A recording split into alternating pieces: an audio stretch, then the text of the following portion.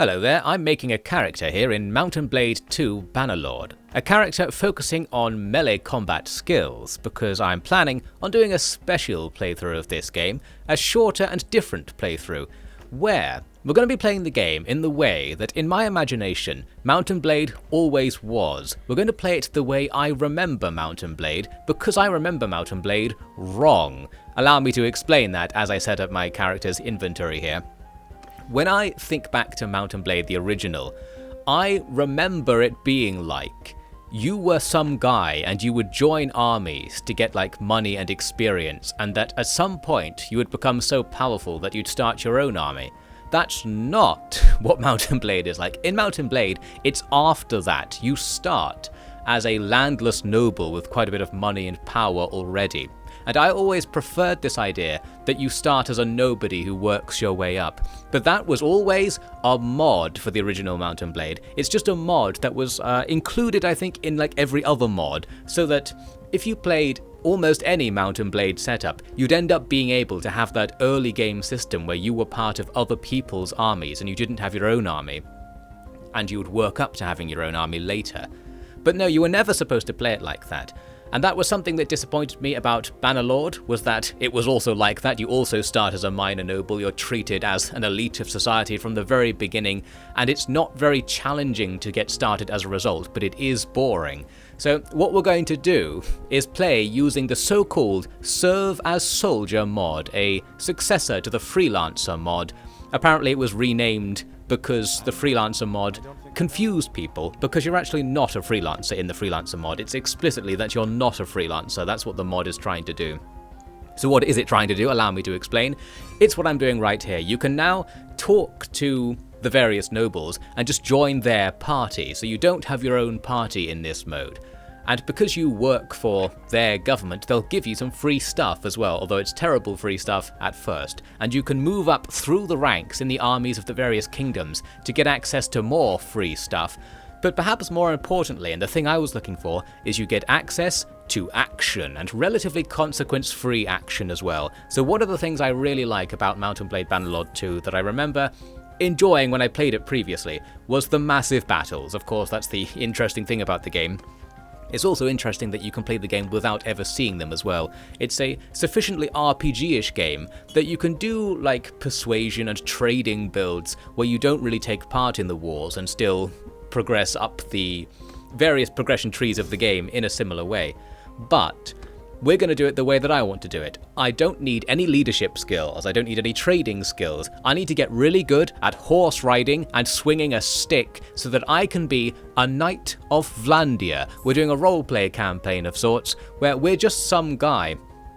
And well, sometimes that means that nothing happens, which is what we're seeing right here. The army's going around doing its thing, and you're just part of it. But even while the army's doing nothing, you can see on the left, you have a job in the army day to day, and what your job is determines how you will automatically level up just for being in the army. So now I'm getting athletics experience for doing manual labor. So I'm just leveling up something by doing nothing in particular.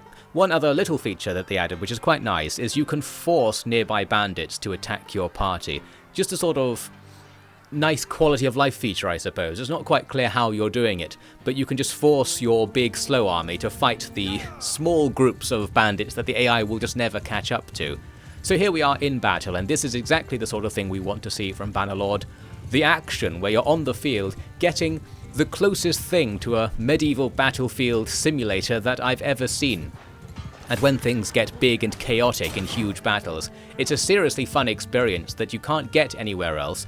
And with the Service Soldier mod, not only does it give you this cool role-playing experience of actually being a soldier in this universe, but it essentially just ferries you from battle to battle. This is a bad example as a tiny battle that I triggered myself, but when the factions are at war, from the very beginning of the game you'll be involved in the biggest battles, and if you buy some decent equipment, you can fight pretty well in them too. I'm also playing with a custom difficulty mode that has the player damage from easy mode injected into the harder mode difficulty settings, basically meaning that we take only a quarter damage from attacks.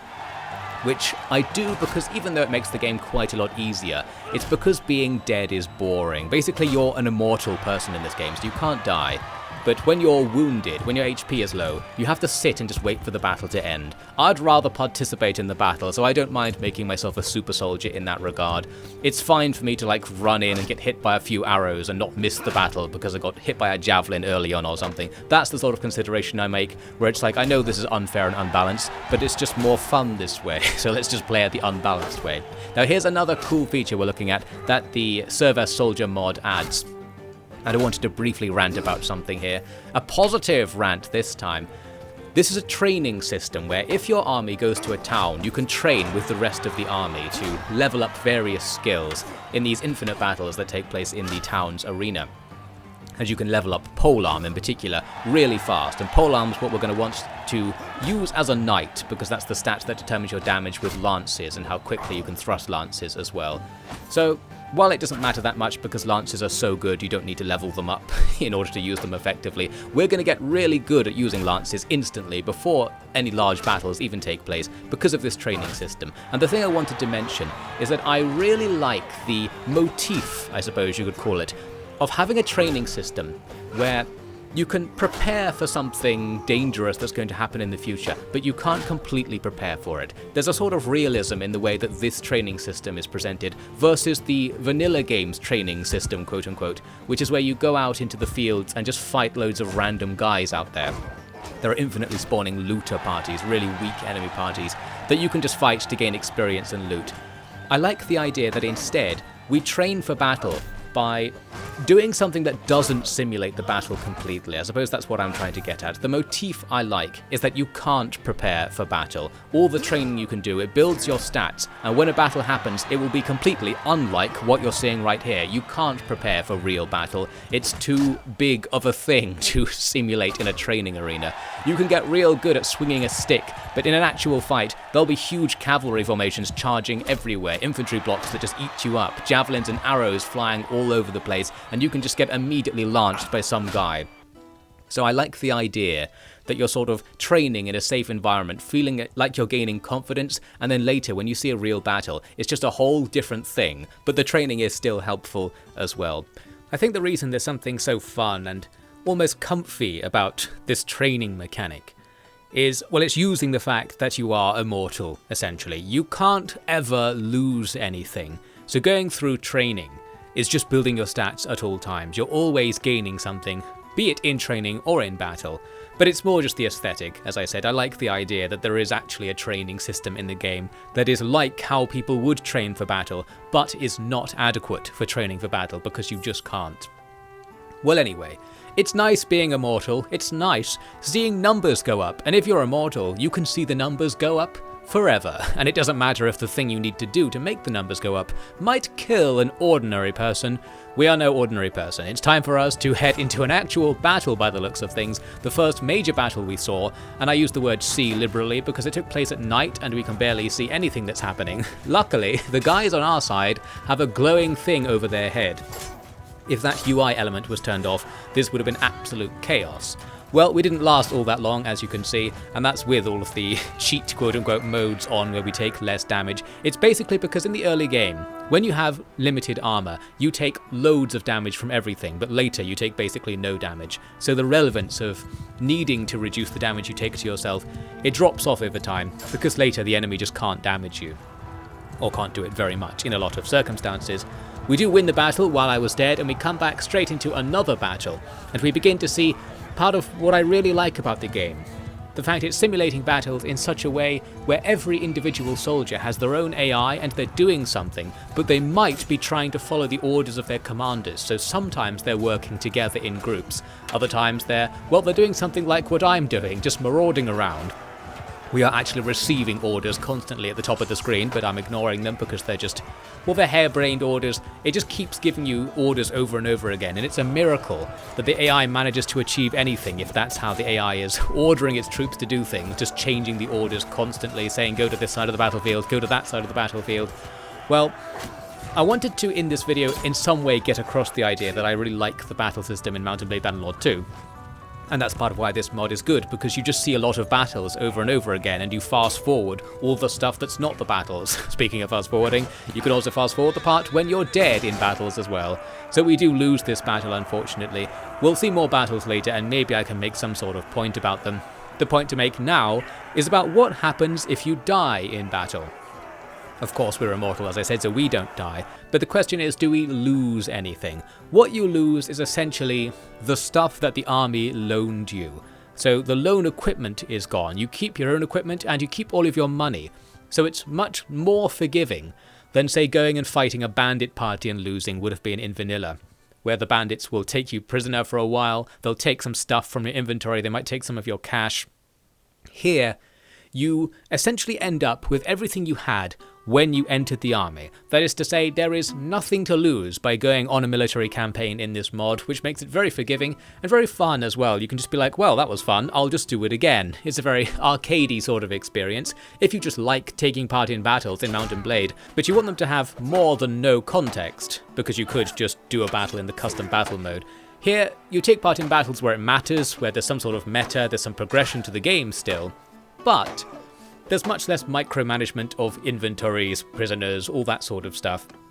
You're just doing fights over and over again, getting rewarded if you do well, and if things go badly, you sort of get rewarded a bit as well, because you still got the battle experience, you still got to play the game a bit, and your character levels up even if they end up dead. Here we progress into another battle in some other army. I noted that the Vlandian army's infantry isn't very good here. We've got tons of sheer trash. I think the Vlandian faction specializes in cav, which is handy because that's what I want to be as well, so I'll get nice cav equipment later as a result, I suppose. Well, we go on in and fight what is essentially a bunch of bandits here, so just light infantry, easy enough for us to stab up. I think by the time this battle took place, I might have gradually worked out that I can couch the lance, although I'm not using it in this case. I actually couldn't do it before, even though I did have a couchable lance, because your horse has to be able to ride at a certain speed. So you have to get a good horse that can run fast, and you need to level up your riding skill, which boosts your horse speed as well.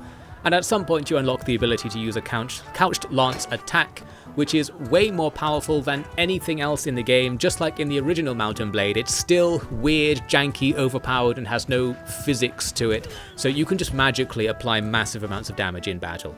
We win that battle despite our trash infantry, because the enemy was similarly trash. I, in that battle, was suffering from the fact that I didn't have a sword, so if somebody came up to fight me in close quarters combat, I was stuck with a long lance that isn't very useful when the enemy is right in front of you. Luckily, we can use a feature we saw just there. When you're in the army, you can ask for loan equipment and gear yourself out with free stuff. You'll lose this stuff when you lose the army, in most circumstances at least. But for now, we have a decent setup, and I got some armor as well, so we're going to be a little bit less killed in battle from now on.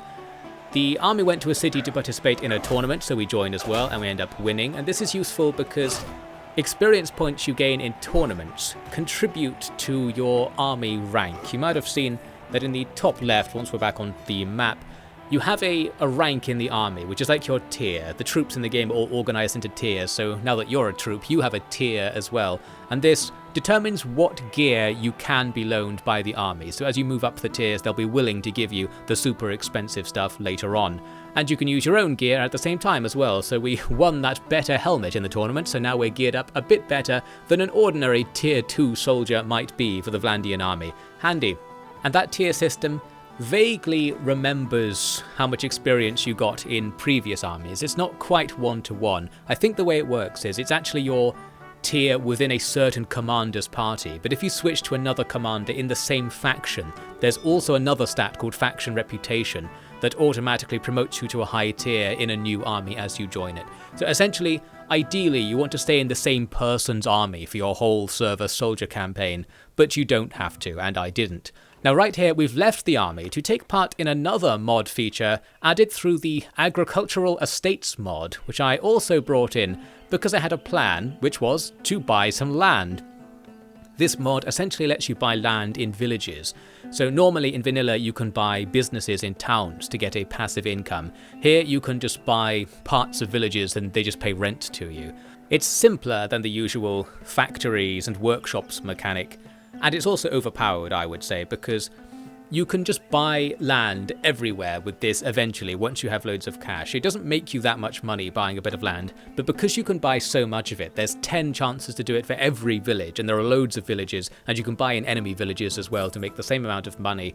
So you will eventually get a massive passive income. Right now, we got 9 gold for our daily income for that day, but it can fluctuate as well how much you get from each rental patch you have.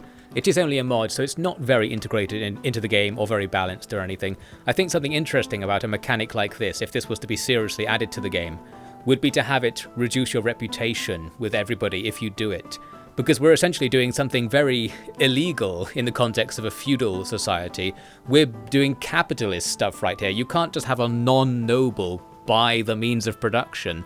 Well, we're the only capitalist in Vlandia, so I'm the only person who's going to be buying all of the land. Eventually there'll be no noble class because some guy who apparently has no clothes anymore is going to own everything. I think that's because there's a glitchy way in which the game determines what equipment you have is loaned and which is yours. So at some point I lost my clothes along the way because leaving the army caused me to give over something that actually the army didn't give me in the first place. And throughout this campaign, I lost tons of equipment where I tried to buy it and then the army would eventually just absorb it from me in the chaos. Something realistic, you might say, but it was annoying. So eventually I stopped relying on having any personal gear and just always used the army gear.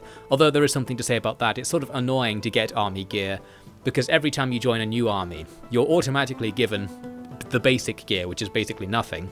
And then you have to go through many menus to get good gear back. What you can't do is be like, well, I'm tier 5, so just give me a tier 5 troops equipment. No, you have to go through every slot finding the right equipment for a tier 5 soldier, and it's annoying. Anyway, also wanted to show you my stats tree here.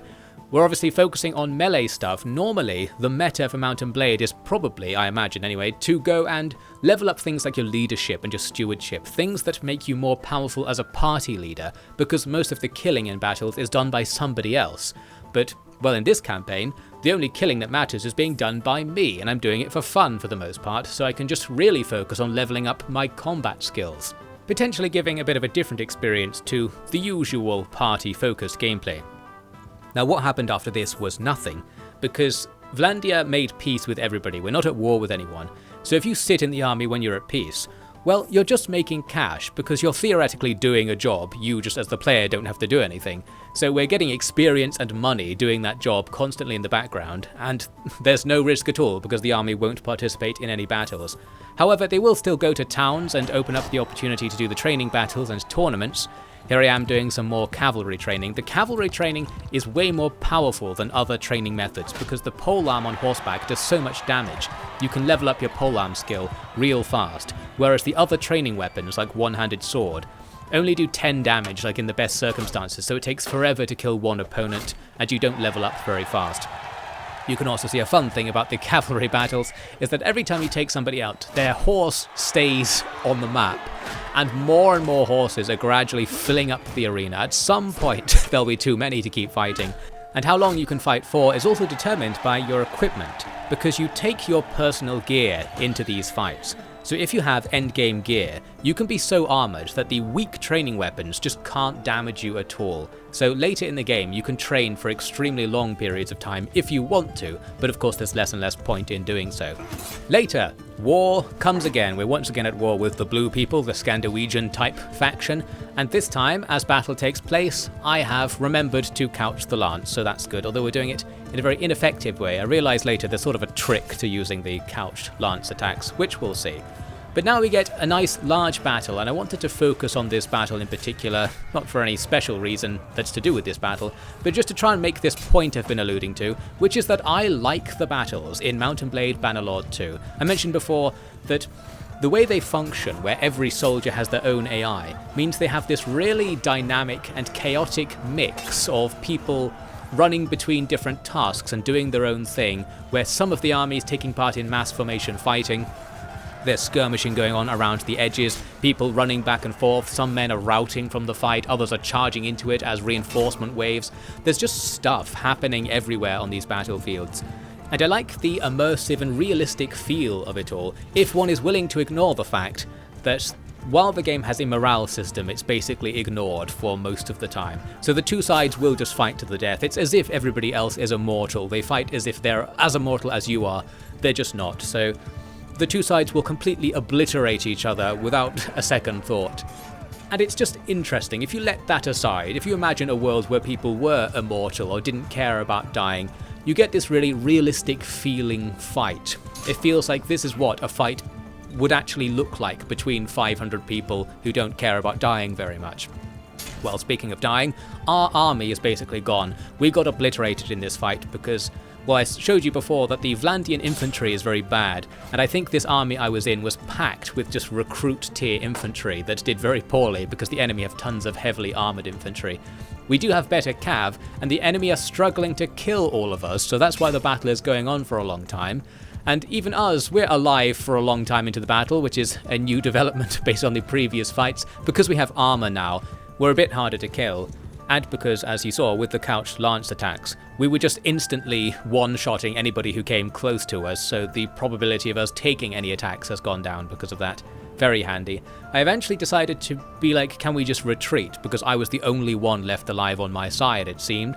Well, if you retreat, you can't sort of make the army retreat from battle. You have to fight to the death in Mount & Blade. So you just auto-resolve the rest of the fight if you retreat. You're not actually leaving the fight. And then we lose some more. Looks like there was then another battle. This time it is literally just me. All the other parties are theoretically involved, but it says there's only one soldier on my side, and I think it's me. So the game is proposing I just solo the rest of the battle. I decided not to do that, and that counts as another loss, which, again, doesn't really matter. The enemy take you captive for like one frame, just release you, because for whatever reason, the mod doesn't allow you to be in a prisoner party, even though that is a mechanic in the game, and normally that would happen. So you just get let free instantly.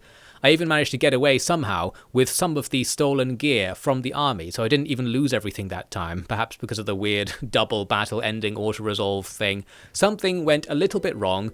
I got some free stuff, so we have clothes now, we're moving up in the world, and we have more than 800 gold. That means I can go and buy another little sliver of land to increase my daily income. So this is the cycle that I'm doing for this campaign. It's like we go out on campaign with the army, come back with our loot and our wealth, and invest it in something, and then just go out again. And every time we do that, not only will our wages in the army be going up because of our experience going up, but we'll be getting more passive income from the rent we have as a sort of private noble, so to speak. The only capitalist in Vlandia strikes again. And there is nothing that anyone can do about this, because only you can buy land. No one's going to buy it off you, no one's going to take it by force. That would be an interesting thing if the king was like, I noticed you've bought a lot of my territory, that's illegal. And there was some sort of confrontation where maybe you had to give it back, or you had to swear vassalage to the king and pay taxes to him in exchange for being allowed to control his land, something like that. Well, I don't know. It's because the mod isn't fitting into the game, but it makes it very overpowered. But it means that the gameplay loop that I'm doing here, of using it alongside the Server Soldier mod, is very fun and very fast, because we're going to get rich relatively quickly, and of course the more rich we get, we can just invest more money into getting rich, and get to a point when the positive feedback loop means you have infinite money. Not that you need money, because we don't have a party, so gathering the money is very much symbolic at this stage. We're just proving a point, I suppose. Soon we're back in action, and I say action very broadly because we encountered an issue, which is that sometimes the AI isn't that interested in fighting, and I eventually found a solution to this, but at first I am beholden to whether the AI wants to move on the battlefield, and we encountered a case here where they didn't really want to attack the enemy. They stand around a lot. Sometimes they do this, they stroll a bit forwards and then stop again. So it's taking a while for this fight to get going. So this is the downside to something like the Server Soldier mod. Because we're not the commander of the army, we can't make something happen. And you want to not pay too much attention to what the AI is actually doing, because if you noticed that its tactics weren't very good, you might get annoyed. It doesn't matter because you don't have that much stake in how well the army does, so it's fine for the army to kill itself. But it's not necessarily fine if it doesn't want to kill itself, such as right here, where we have to wait for a battle to take place. There is a way to get around this, which I'll show you later on. But for now, you can see how impatient I'm feeling. I'm like, should I just charge in on my own just so something happens in this battle? Can I sort of tempt the enemy to attack me and aggro them back into my army to make something happen? In this case, I'm being let down by my own impatience for the most part. I want an action-packed experience. As the Server Soldier mod generally just takes you from battle to battle, there's always some action to be had, but sometimes in the battles, the amount of time you have to wait for something to happen is longer than the time you usually wait between the battles themselves. So we stand here, dutifully joining the cavalry formation as well. Looks like I'm actually playing by the rules here, waiting for our commander to give us an order as the army creeps forward. I think the AI is trying to skirmish because we have loads of crossbow troops who can barely see the enemy, and we're firing at a big shield bubble that's just not going to do anything really. We're actually getting hit by the enemy's missiles all the way back here. Well, that's interesting, I suppose. Why don't we all run at that inferior enemy and kill them? No? Well, I'm not getting cold. Let's just stand out here for a bit. We're all having a great time. Eventually, some sort of battle breaks out and we're back into the action. We can let slip the dogs of war and do 2 damage to that guy with that terrible attack. That's the difference between a couched lance attack and a normal one, although that was against an armoured enemy in circumstances that reduced the damage. There was a better attack, just insta-killing that guy, and that was a case, while it's hard to describe, where I think it's really fun to engage an enemy in that specific circumstance. What circumstance do I mean? Something quite complex really. The circumstance where there's chaos on both sides. There's just stuff happening all over the place, but me and that one guy kind of turned to face each other in the middle of the fight, and there was a long run-up, and we both ran at each other with our spears outstretched, but my spear's longer, and I obliterated that guy, and that was just like one moment in the middle of the fight that just organically took place, a nice fun encounter. The sort of thing that happens in Mount & Blade Bannerlord 2. Again, it's hard to describe what's good about the feeling of being in these battles, but little moments like that might be one example of something that I like. The other thing I wanted to say about this battle is, you might note, I'm missing basically all of my attacks. This is because of the weird way in which the couched lance attacks work. If you couch your lance and then leave it couched for a long time, you might note it starts swinging in a circle. There's a sort of accuracy to the couch lance attack where it swings in a circle more and more, and it gets harder and harder to actually attack. Eventually I realized that's what was happening, and the trick is just that you have to couch the lance just before you make the attack, then it will just kill whatever's in front of you. But in other cases I was generally riding around in circles with it couched, looking for a target, and not noticing that the accuracy was going down for a while anyway. I think it's because it didn't work like that in Mount & Blade, the original anyway, so I've likely got some muscle memory that's screwing me over to some extent here. We could also blame the game if you want to get game design critiquey. While the game has a tutorial, I don't think it tells you about couch lancing as a mechanic at all in the tutorial.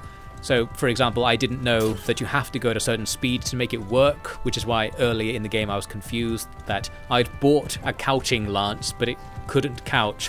And I don't think it tells you the controls for it either. I looked it up on a Steam guide, if I recall, so I'm breaking my house rules. Normally, here on the Off-ID channel, I would never look up any information because I want to blame the developers for not telling me something that was important as a sort of principled game design critique stance. Well, here we're playing with mods, so we've already broken that system. This is a campaign I played for fun, and I even took steps to make it more fun for myself by changing the mod setup and looking up the controls for things. This is an actual gamer's game experience right here. But I suppose you could still critique the developers for not making this experience more available to me than it is now. They probably should have made it more core, more intentional, because you really can't rely on people to always have access to mods, always have access to the internet in order to enjoy your game. Or if you do want to rely on that, you just have to admit it up front, write it on the title screen, be completely fair and square about everything, just say, hey guys, this game's better with mods, please play mods.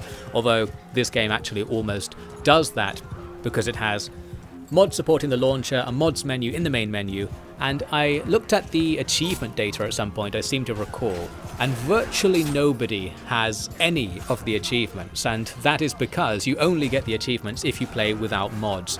So we can confidently say that if, I think it was like 17% of people had the complete the tutorial mod, nobody gets that far without being like, right, we're modding this. So this game doesn't have any vanilla reputation as far as I can tell. Some people played it vanilla, but I don't think they got very far, and that would have been the right call. And I think the game could honestly be even better if it straight up said, welcome to Mount & Blade Bannerlord 2, the mod platform. Like, don't play this game as it is. It's 1,000 times better with all of this free labor we've extracted from the community. Just use that. Most players do this at the very least. It might benefit from telling you that. I suppose there is that dishonesty aspect in that the developers probably don't want to lean too heavily on the fact that the only reason their game is popular is because people outside of the development team made it popular. Well, who knows? That's probably an interesting debate to have that I don't have any particular views on. I prefer it when games can be super modded, I suppose, but I do recognise that it's somewhat dishonest for the fact that games can rely heavily on mods. Like this game, like RimWorld as well. A little side note to add to this rant. Recently I played RimWorld Vanilla and I was shocked at how few features it has. I was like, this is weird, because of course when I played RimWorld I was playing it with 100 mods, that sort of thing. You go back and play it vanilla and be like, that's weird.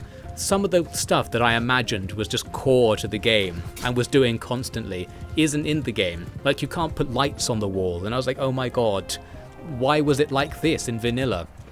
Why wasn't the developer buying those mods and integrating them into the game? Because that would be the more honest way of doing it, I suppose, but the developer can just say, well, the mod's available, I'll just put the game out without these features because somebody else made them. Now I don't have to make them. There's something unethical, I suppose, going on. I don't know. Welcome to Offie D's game design ethics while killing people rant. I suppose it's sort of relaxing. While you're riding about on a horse, lancing people to death, you can think about things like whether it's okay for developers to actively rely on mods to increase the review score of their own game because they're using something they didn't use themselves. But then again, we've all heard of the paid mods fiasco, and, well, who knows what the answer is. Looks like I was bored of the battles being too small. I actually have a very expensive computer, as you can see in the bottom right from the GPU bar. It's time to turn up the thing so that more enemies will be on the map at once. Just makes the battles more epic and faster as well. Although it might actually be more based on CPU speed than GPU, so probably doesn't help that much. I never got any performance issues playing this game, which is quite nice, but I do have it on an SSD and with a ridiculously expensive graphics card, so this probably isn't the normal experience of the game. There were two reasons that I joined Vlandia as my faction. One was that when I played before, I mainly worked on the other side of the map, so I just wanted to be on the left-hand side. The other was that I heard a rumour that Vlandia were overpowered, and for my plan, being in an overpowered faction would help, because it would be good if the army I was in wouldn't get defeated all the time. I bring this up because in our first war we got defeated a bunch of times and lost tons of territory to the Sturgians. Here in the second war, looks like things are going to go badly as well, because check out this awful formation. A ring of spearmen enclosing a box of crossbows, designed such that almost none of the crossbows can see anything, so they're not going to be able to fire for most of the battle, and of course they're going to end up fighting in melee instantly because we haven't concentrated our troops in front of them. So we're really defended against an attack from all sides. What we're not defended against is an attack from the front, which is the only thing that happens in this game. So we're in big trouble as far as the army goes.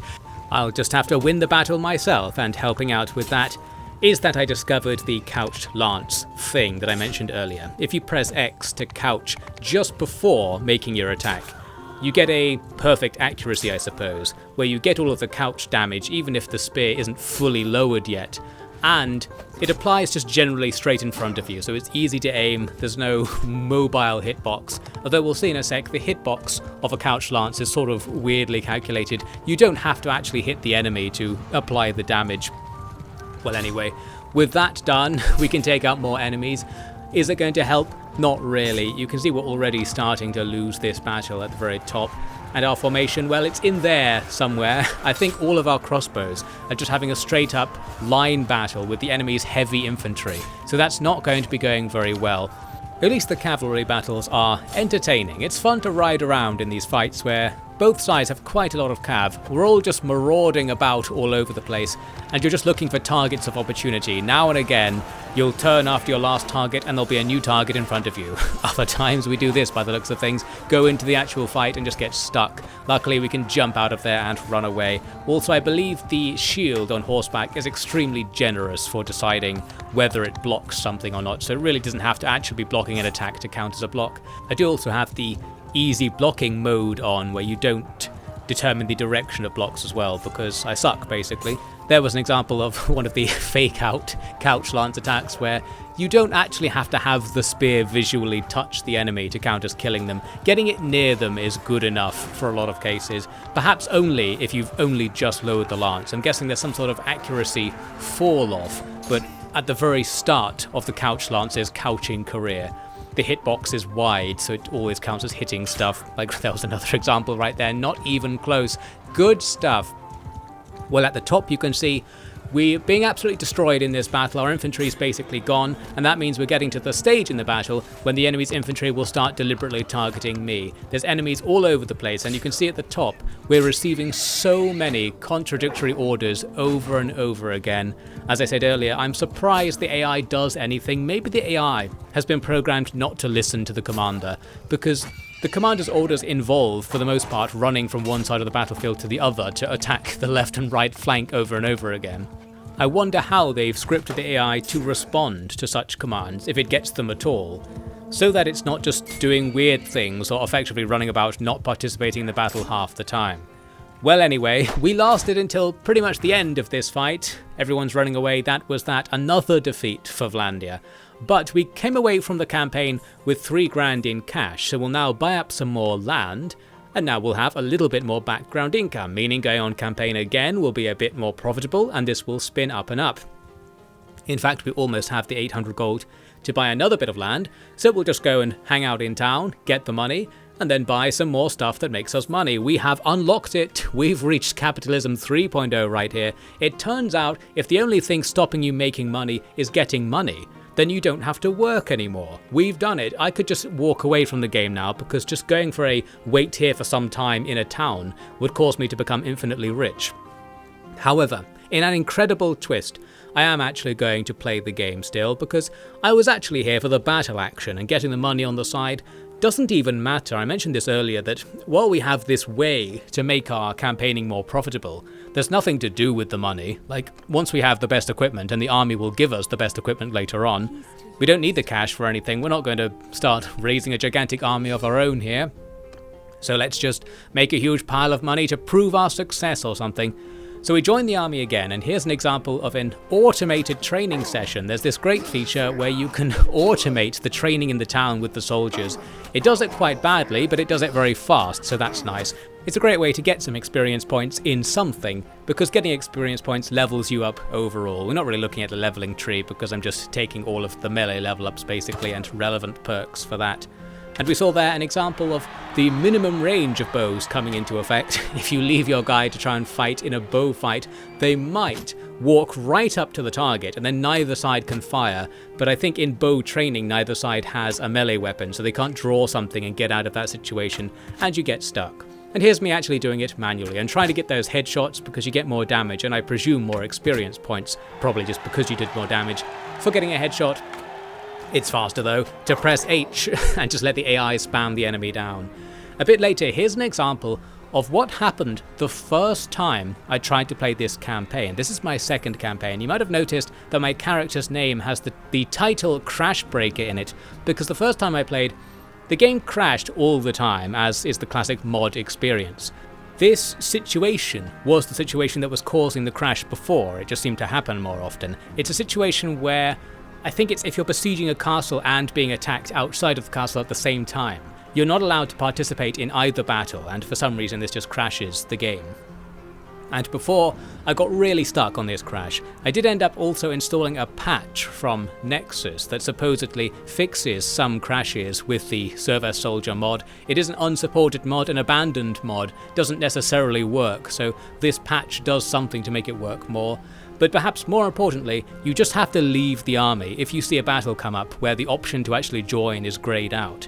It will then sort of reload what's going on and make you do the land battle separate to the siege battle, and it works fine.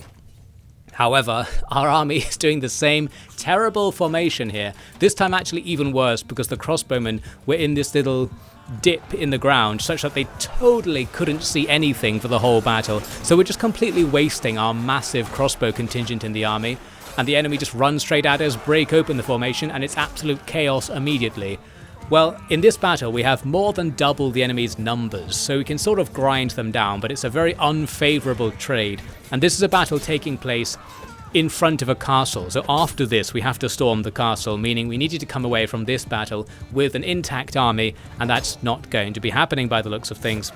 I've unlocked a perk now that means when you attack with a couch lance strike, sometimes it remains couched afterwards, like just right there. Meaning you can theoretically strike 2 enemies at once. I think it's quite a low probability of working, it's like 30% or something. So you can't get loads with one huge strike through the enemy's formation. And, well, it brings up the point that this makes couch lancing even more overpowered. It was already the most overpowered thing. The ability to do it twice to 2 enemies next to each other is twice as powerful, and there's a chance it could be even more powerful than that. You know what, I think I need a physics rant here. Did you know that if you make your strike more powerful, it recoils more powerfully against you as well? Yes, you can add more energy to your lance by riding a horse real fast while leveling it at the enemy, but when it hits them, Newton's laws are going to come back to bite you, because the same force you hit the enemy with comes back to hit you unless you do, well, one of 3 things. The energy has to go somewhere. So if the enemy's body is obliterated by the strike and your lance goes through them, such that it just cut them in half, then your lance doesn't need to lose its momentum, not much energy is transferred, and there's probably not much recoil. So that's the situation where something like what we see in the footage here might happen if we imagine that the lance is just blowing the enemy up as it hits them and goes straight through with no recoil. That could be a plausible situation where a lance attack, as portrayed in the game, could actually happen. The more likely scenario, of course, is that the lance will go into them, and then it's just in them, and you're holding onto it while trying to ride away at the same time. And in that case, to get what Mount & Blade is portraying, we need the other 2 options I was alluding to. One being that the lance just snaps and the part that's stuck in the enemy stays there and you ride off with the handle. That's one way of getting rid of the energy. I guess the other way is it breaks the bones in your arm instead. So you'd essentially lift up the guy and ride off with the guy on your spear, but you'd probably have the recoil go up the shaft of the lance and just obliterate your hand and your arm and such. So that's all good, and of course the harder you're riding, the faster you are striking the enemy like this, the more recoil you're getting. So if you're doing enough damage to potentially destroy the enemy to the point that your lance goes completely through them and you can ride on freely, you're also risking that if it hits their armor, you're doing that much damage to yourself. It doesn't completely reflect in that way in terms of the physics, but you might be doing enough physics to break your arm if you struck the enemy's shield while riding quite fast, for example. So you know what? Couched lancing is OP, it's glitchily OP, and the mechanics of the game make it even more OP than that. It's this shame, I suppose, because there isn't anything as powerful as the technique I'm using here, just riding about and couch lance striking everybody. And it sort of unbalances the game in that it means, say, fighting on foot with a sword and shield is so much less viable because you're slow, your attacks do way less damage. You're just going to kill fewer enemies and spend less time actually playing the game if you take part in melee fights. And it's kind of a shame that there's this thing it's simulating that you probably shouldn't take part in. Feels like a missed opportunity of some kind. I guess I feel like the physics nerd in me wants to see that your spear will break if you use it for couch lance strikes. So if the enemy, say, doesn't die when you strike them, something like that, then the spear breaks to represent the fact that if they actually resist the strike, then the force is reflected into the lance and onto you, and you might be flung off your horse or something like that. So that there's some sort of counter to the fact that it does so much damage that you can kill the endgame boss enemy soldiers in one hit instantly, and you don't even actually have to hit them because of how glitchily the hit detection on a couch lance strike actually is. Well anyway, it's the anti-couch lance crew here, fighting the very dregs of the enemy in this battle. Both sides fought each other to almost a standstill, and then we just about win in the end. But as I said earlier, this isn't the win we were looking for in this battle. We needed to win in such a way that we can take a castle, but we just lost, well, like double what the enemy lost in this abysmal fight, and it's mostly the AI's fault. Maybe our infantry just really sucks, but deploying them in a terrible formation doesn't help either. Shout out to Thumund here, who like soloed the rest of the battle in the end. This guy came in clutch. He was one of the 2 soldiers on our side who was left alive at the end of this fight. So we cut this one real close. It's this officer and somebody else, which I think was our overall like strategic commander, was still alive somewhere on the field. Great job, guys. We did absolutely terribly in that fight, but technically we win, so let's cheer for that. I even get to take a prisoner. Sometimes the lordly prisoners will go to you rather than the army. And if you go into town while you have these prisoners, you can sell them for cash, so that's handy. But more importantly, I also leveled up during the fight because you gain those army experience points separate to your own experience points, meaning we're now a tier 4 soldier.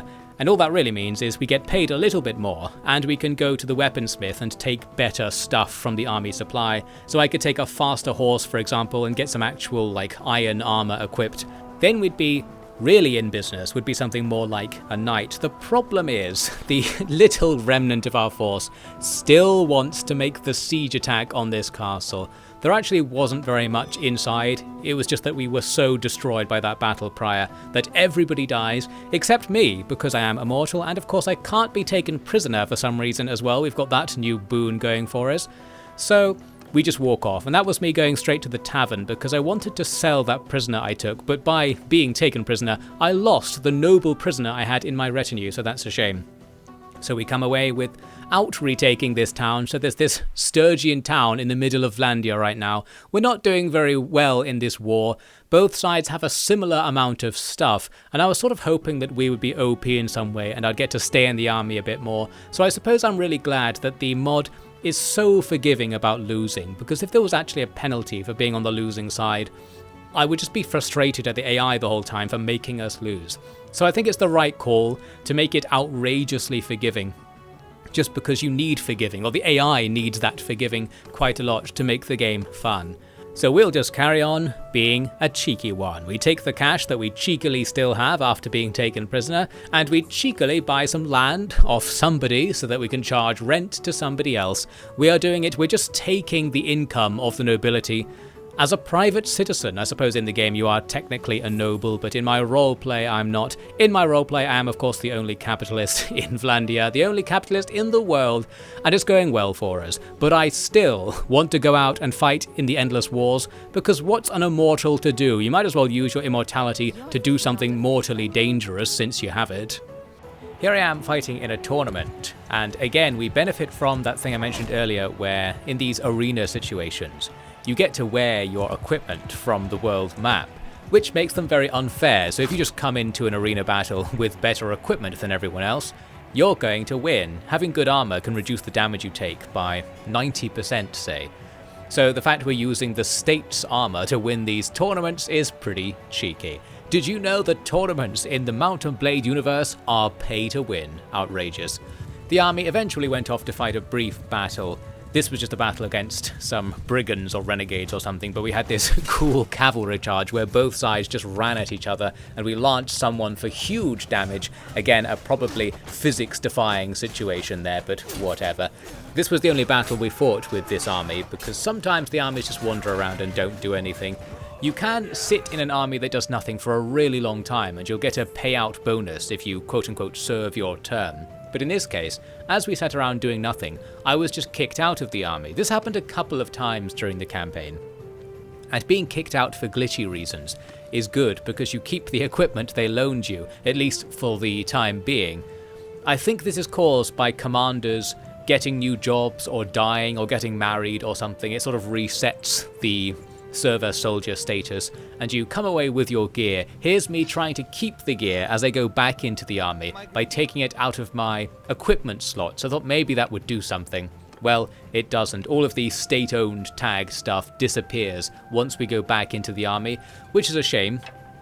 Although in this case we can just get it again, but that is also a shame because the process of getting the state to give you the stuff is really annoying, because even if you enlist as a tier 5 soldier, they automatically give you the tier 1 gear, and you have to go through the menus to re-equip yourself properly. So there you go. I did mention the server soldier mod is abandoned and unsupported, but there's an obvious improvement to it. We go on to fight in another tournament by the looks of things, and now I'm using a little bit of a sneaky feature which you might have noticed there. We can speed up time. There's a nice mod somewhere that allows you to use the fast forward mode in the game while you are alive. Normally you can fast forward if you're dead in combat, and you could also fast forward in these training sessions, as you can see. But with this new mod, you can also just fast forward whenever you want, which is a feature that's so useful. It's outrageous that the base game doesn't have it. Another one of those moments where it's like, oh my god, have the developers even seen this feature? Like, they have to steal it. What are they doing? That sort of thing. We'll see that in a second. What I'm actually doing here is nothing much. The army was at peace again, or our faction was at peace, so the army's just doing nothing. It's in its peacetime AI. It just wanders about. You just get money and experience points, so this is fine. You don't have to do anything. But what I am doing is forcing the army to fight loads of bandits, because I've appointed myself as the strategist of the army. You can pay the commander to become the strategist. This allows you to train your tactics XP every time you auto-resolve a fight. So basically, we walked around auto-resolving millions of fights to level up, and we fought in more tournaments and did more training sessions. I've got loads of footage of me just training over and over again because this lasted for a while. Eventually, we are back in business. We go back to war with the Sturgeons. You can see I've got the tier 5 gear equipped now, apart from this hat. We'll put on this better hat right here. So we've got a really expensive, relatively end-game equipment setup. We're super armoured right now. We're actually almost towards the end of the server soldier mods content, I suppose you could call it, because once you reach tier 6, that's the maximum rank you can get where you've unlocked all the gear. Although there is a sort of ending to the mod as well, which we will see later on. We're now invading Sturgian territory while I was in an army that was doing nothing, I suppose. At some point, Vlandia took back the territory they lost to the Sturgians, and now in this war, we're attacking them, so the momentum has shifted, and in this battle, we have overwhelming numbers to attack these walls. I've come over here to try and work out how these ladders function. There are ladders sitting next to the walls in many battles. The AI is not very good about using them. If you just let the AI do its own thing, it will just look at the ladders and stand near them, which was what was happening just now, until I came over and started interacting with the ladders. Then everybody else kind of realizes they can do something here, and they also start trying to put the ladders up and going up themselves. I was like, well, that was good, have a nice day, but I decided to actually come back and participate in the battle after all. This, of course, is a bit of a dodgy way to go into a town, just jumping over the top of the wall on a ladder, but I did have a plan. We're going to avoid the close quarters brawl here and just run off as soon as we get inside and try to find some sort of advantageous position. Unfortunately, a few enemies with heavy armor aggroed onto me, so I can't easily get out of this situation. However, after being backed into a corner, they de-aggro and just walk off. So some sort of cheeky exploit was found. They can't target me in the corner or something, so they went away. And then while their back was turned, we take out that veteran bowman. But my actual goal was to get up here to the roof of the tower, because this catapult up here had been absolutely annihilating our side as we came in. So this was sort of satisfying to get some revenge and feel like I'm really helping our side, because tons of our soldiers will now not die if that catapult is unmanned. Very useful, although of course a bit too late really to help out in this way. Still, it felt like I was doing something useful, and I suppose that's what a simulation is all about. That's what a game is all about. I'm quite literally playing a game, but you can see things didn't go too well. The AI sent quite a few guys to take the tower back and eventually pushed me off the edge for all intents and purposes, so we missed the rest of the fight. Doesn't matter because we already had the overwhelming advantage. So there we go, we've captured Varcheg there, and now our main army is going to walk off towards another castle, I think it was, immediately. On the way, you'll see the Sturgian army is forming up and going to immediately retake Varcheg. It's going to be one of these things where the AI's strategic sense isn't quite there. It just has to overwhelm numerically the enemy, really. We can't defend a town we've just taken because we know the enemy will counterattack, for example. There goes their army in the background there. Well, anyway, we actually have such a large army here that we have enough momentum to go and capture and ravage a whole bunch of the enemy's territory, even if we're just going to lose it immediately because all of our forces are concentrated in this one blob that isn't defending the stuff we're taking. Here's me actually using that speed up mode in battle. It's so ridiculously useful to be able to fast forward little moments in Mount & Blade, because Mount & Blade for some reason never implemented the ability to run. You can jog, and that's about as fast as you can move. So just moments in battles where you're just traversing territory, or as we saw earlier, moments where you have to wait for the AI to do something if you want to help the AI and fight alongside them. You need the fast forward feature, and this is a perfect example of an oh my god, why isn't this part of the game thing, where if I came back to the game in 3 years, I'd be like, well, at least you can fast forward. Wait, you can't? That was a mod the whole time, and I would think less of the game because of it, which is the Mount & Blade experience overall. Basically everything we're doing in this campaign isn't necessarily supported in the base game, but I really like this and prefer it to the normal Mount & Blade experience. Or at least, you can do this alongside the normal Mount & Blade experience, because you can stop serving as soldier whenever you want and just go back to playing normally once you've made some money and some renown by being a famous soldier, something like that. Good for roleplay. You can see we eventually got that ladder up on the wall. The trick is to be on the ladder for a while so that your allies will get onto it, and I think the enemy won't push the ladder away if you're on it. So that allows us to get the ladder situation going, but we're going to fast forward sprint our way elsewhere, because I had seen earlier in the battle there was a ram somewhere on the battlefield, and there it is, it's already opened the gate. So we can burst in and attack from the back the whole brawl on the wall that's going to be happening up there. Very handy, although in this battle we have such overwhelming numbers that we don't need to do anything special. But again, it feels like I'm helping. We're getting the battlefield simulation where it feels like I'm contributing to an overall cause of victory. And personally, I'm enjoying various victories.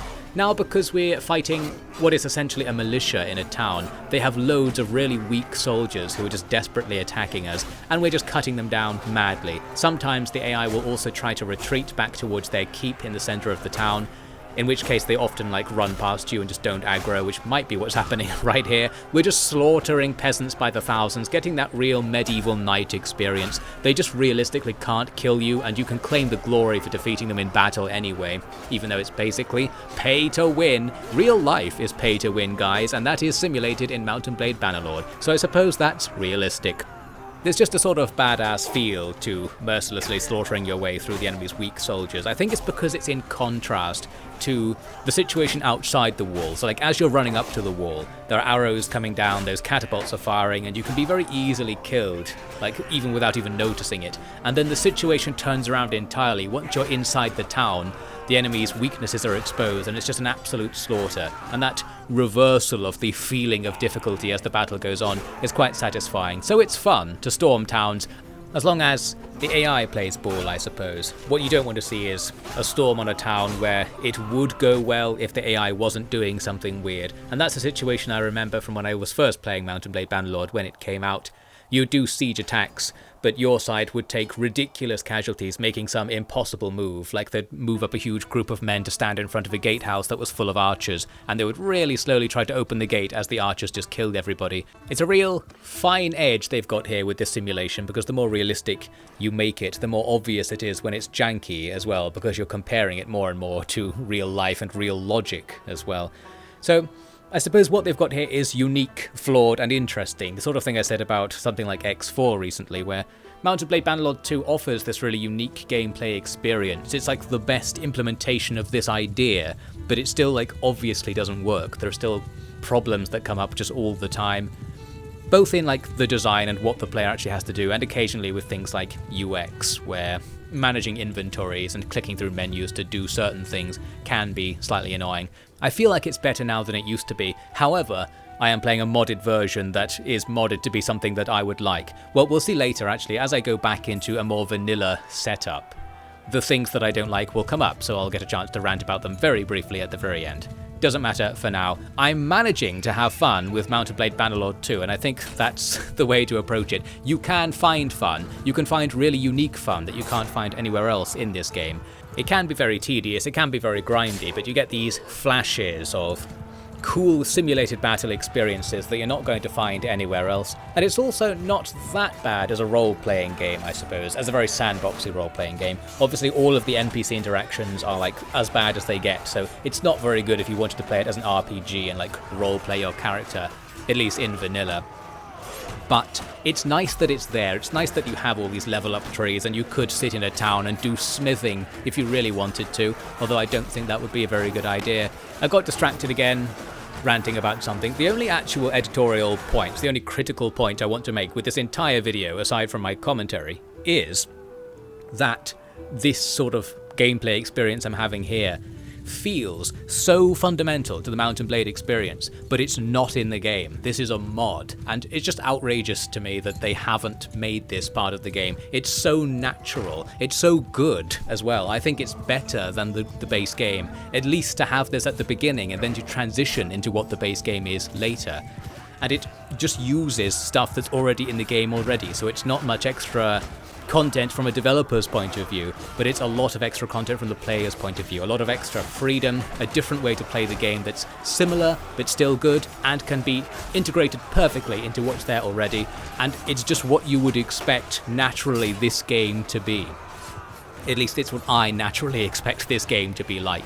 I think this is just my specific desire for games with a hierarchy like this, that you should be able to go from the bottom to the top as part of the entire gameplay experience. Something like Kenshi is really good for that. You can start with absolutely nothing and rise up to be participating in the overall faction wars if you want.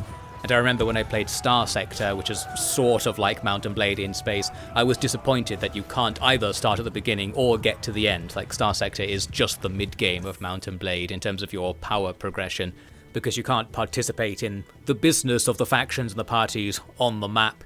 And you start like as an established noble, like in Mount & Blade, I suppose, where you have a company, you have a fleet as well from the very beginning. So you don't get that kind of cool and more interesting early game experience that this mod does offer in Mount & Blade, although at least Mount & Blade gives you the end game experience where you can become your own faction and conquer the map, that sort of thing. That was another thing I thought was missing from Star Sector. So Star Sector gives you the middle in space, which is cooler, I think, than Mount & Blade, so it's got that going for it. Mount & Blade with mods has more hierarchy progression of some kind, more of a rags to riches story, and I quite liked it. I think I've repeated myself enough times. I like the game when it's like this, and I don't necessarily care to play anything other than the beginning, because the beginning is so good and the rest of it is so inevitable, I suppose. The beginning is the important part, like in any 4X game, I guess. To summarise what happened there while I was ranting, we did lose that territory we took earlier, but we've just taken it back, and in between, you saw us fighting a couple of major battles against the Stygian field army, where we completely destroyed them. In particular, we had a map you might have seen earlier where we kind of spawned on top of a hill right above the enemy's army, and the battle just began right away, and we completely overwhelmed them with heavy cavalry. So we've got momentum in this war now, and that momentum is going to continue. In this next siege battle, we have more great use of the time speeding up mechanic. Again, just such a great feature. It's already in the game, you just can't do this. The original developers don't want you to wait behind this screen until the fight starts. Well, we can. Only skips like 20 seconds of waiting, but when you're playing a game, why not skip the 20 seconds of waiting and just go straight to the gameplay event if you want? Well, you can see that I changed my mind by the time I actually got to the front of the fighting. I got to the top of the ladder on the walls and thought, well, this looks like a bit of a mess. Do we want to jump into this? Then I realized maybe I can jump over the top of the wall here and make some sort of sneaky escape. It didn't work, clearly, but I thought I'll try that again. And on my second attempt, it went even worse, and we end up just in the middle of the enemy formation. The good news is that everybody's so packed together that a lot of the enemies aren't really attacking or doing anything, so we sort of force our way through the mess and come out the other side, and now we have a bit of space. I've also, by the way, taken the perk in the endurance tree, or the athletics tree I think it is, that reduces your fall damage. So it's more viable for me to jump over the wall and just fall down the other side without taking big damage, and it's possible that fall damage is also reduced by that difficulty level thing I mentioned earlier. So we're in a great situation, not pictured on the screen, obviously. We're able to storm into the enemy base by leaping over the wall. But now that we're in here, it's like, well, what do we do now? I was the only one who made it through, and the enemy is chasing me en masse. But here's where my massively high athletics skill comes in. We've trained up to like level 200 plus in athletics. That means I can jog quite quickly. We still can't run, but I can jog faster than the enemy's generic soldiers, even if I'm coated in heavy armor. so I can theoretically escape death, but as we saw, the enemy spawned on top of me as I was running away, so that didn't help very much. But we somehow escape that mess as well, and continue our very slow-paced chase sequence. So now I'm thinking, we've led the enemy away from the walls, let's just go straight back, because now our allies are starting to capture these walls, and we can find some safety here. So we've done it, the athletics training paid off, we jogged our way to safety, and we're back in the game.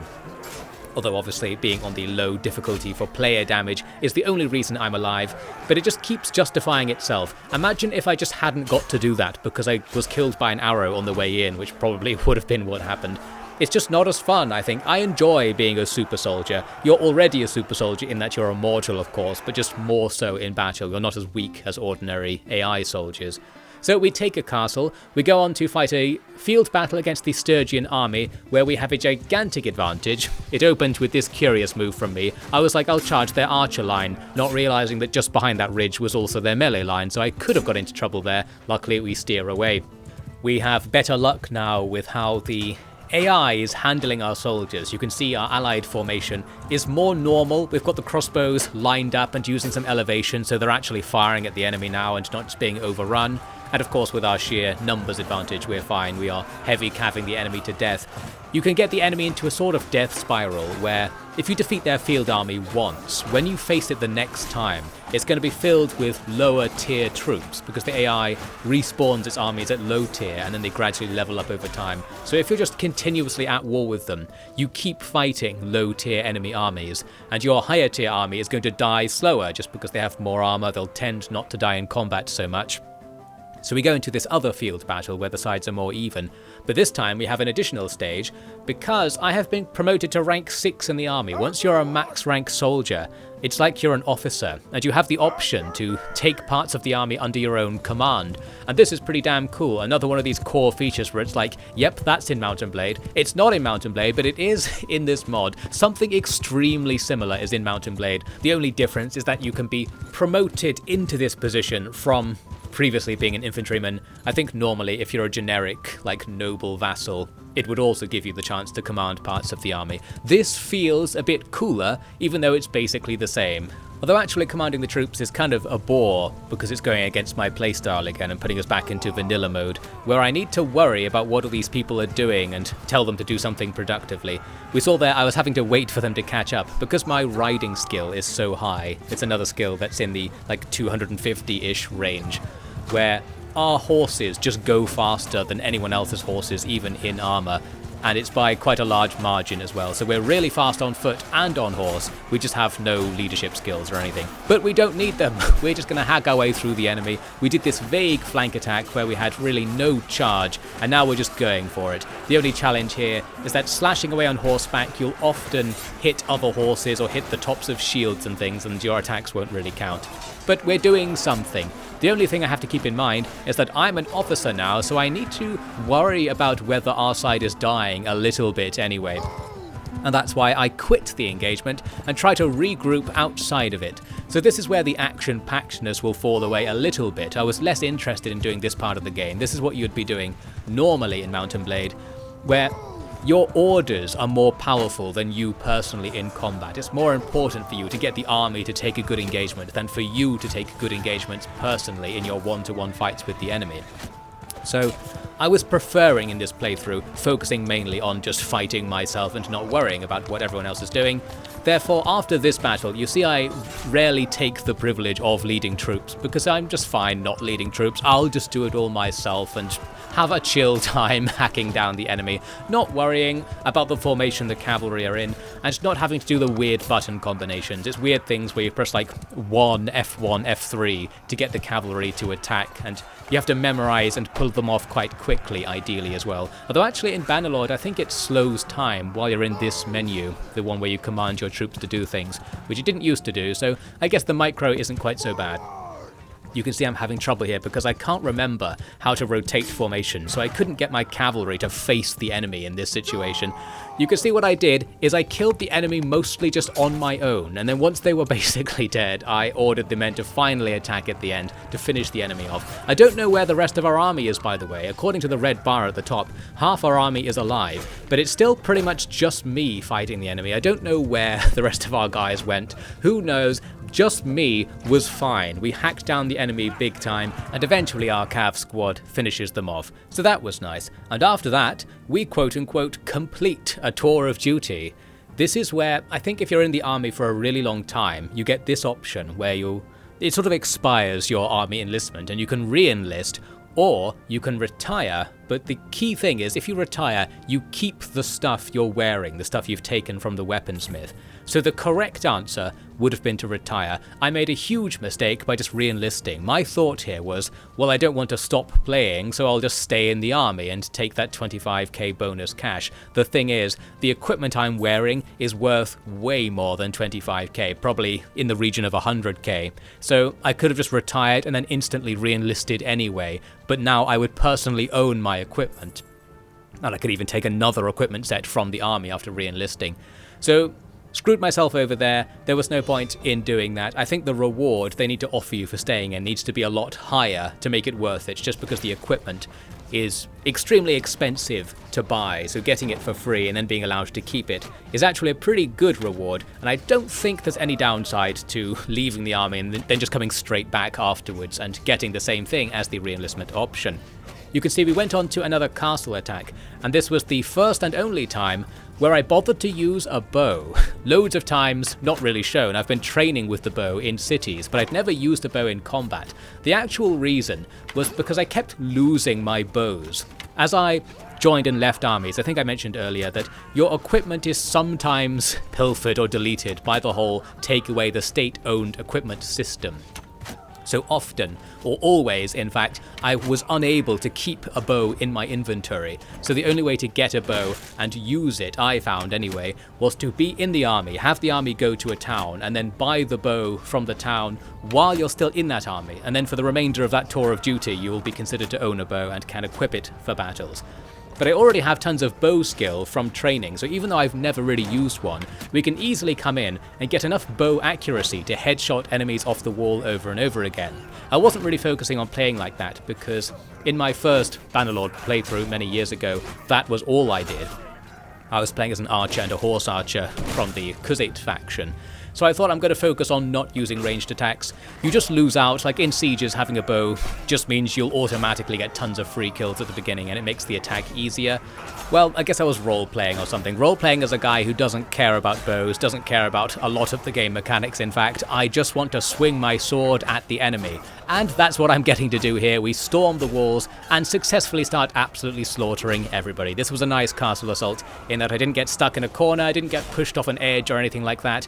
We're just actively slaughtering the enemy and again feeling like we're helping by not only capturing parts of the wall to stop the enemy shooting arrows or firing the catapults, but just being a distraction. This was the case in that previous battle where I was running around crazily as well. You might think running around crazily isn't a very good tactic, but it seriously is, because while I had 100 men chasing me around the castle courtyard, that's 100 men not defending the wall. So just running about doing nothing is a pretty decent battle strategy. You won't get any experience points and it won't credit you after the battle as having contributed very much, but if you just have really high athletics skill and run about the enemy's back lines, that's a pretty useful thing to do. It was even more useful in the original Mount and Blade, as I recall, where in field battles you could do that. You could aggro the entire enemy army onto you, doing shenanigans in their back lines, and they would just face you and get hit in the back by your arrows coming from the main formation, that sort of thing. That seems not to work so much in Bannerlord, but in castle battles, just messing about works pretty well. Here's a feature that I think wasn't in the game when I first played it, the keep assault. Sometimes after a siege attack, there's a second wave of fighting where you go inside the enemy's main citadel somewhere in the town and fight them again. So this was pretty cool. It's a little bit like the bandit layer attack missions, where you take only a small squad in, although again it has the same issue where there's no reason why you take a small squad in, you just do. It's just a combat challenge. Can you get through this thing with 20 soldiers? In this case the answer is going to be yes, because the enemy only have like 10 guys and they're tier 1 troops. But this was pretty neat. This would be more fun, I think, to play as the defending side, trying to hold off a group coming through all these tight choke points and stuff and having interior defenses to use. Cool stuff, and again, stuff you're unlikely to see very much elsewhere, or at least you're not going to see it connected to a gigantic sandbox where all the particular details of what's happening in this castle attack actually do affect things in the wider game. If some of these guys don't die, that actively helps our faction, so even though I don't need to participate in this battle to win, it's still a good idea for me to do it. As you can see, I'm participating by shooting my own side. Luckily they don't mind too much. So the war's going quite well now. Is it because of me? Well, a little bit, and I suppose that's the nice thing about the Server Soldier mod. You feel like you're helping, a little bit, the amount that you can help, but more than everybody else I expect, because we have some magical powers, of course. Our battles against Sturgia just constantly devolve into this, where we completely swamp the enemy. They have so many low-tier troops that just walking into them and clicking attack 1,000 times is a pretty valid strategy, and they tended not to have any cav at this stage as well. So it's just slaughter after slaughter. And well, that's what I'm here for. Now that we're a professional knight, we've worked our way up the ranks. Now, slaughtering peasants from horseback, that's just our thing. And look at the glorious slaughtering we're getting right here. Cutting down helpless unarmoured opponent after helpless unarmoured opponent. This is the true meaning of technically not a civilian, but it's just as easy as killing civilians. So we're getting all the fun, none of the war crimes. Not that I expect the Mount and Blade universe would care if we went around slaughtering civilians either. Well, we're having a great time, but of course it always comes to an end, because eventually the fact you're following an AI commander will lead to some sticky situation like this, where we end up splitting off from the army and then engaging tons of enemy parties at once. So we have a one-sided battle where I just committed immediately to abandoning my army to go and have my own fun. So I don't even see where our army is in this footage. I was looking through it just now and I was like, was there even a battle? It seems like there must have been. Our army died somewhere, but I was in this valley just fighting the enemy's cav the entire time, having, well, my own fun, I suppose. It's nice to run up and down the valley like it's a tournament ground, just lancing other horsemen. Eventually I decided to switch to the sword for some reason, which was, well, a bad idea. It has less reach, less damage, but it does mean that if you don't move, you can sit still and continuously swing it, which the lance can't do. So that's something. I guess I got bored of running up and down, I don't know. I'm just here for my own amusement at this stage. You might wonder why we don't just leave. We have that option. Well, it's just not that kind of game. There is a retreat option in the game, but as we saw earlier, all it does is auto-resolve the fight, so you just lose in a different way if you click the retreat button. You can't just physically leave the fight and not participate in it, even if you're the only person alive in your army. You have to go down as well. I spared my horse by the looks of things. Your horse can become lamed if it falls in battle, or even die, I think.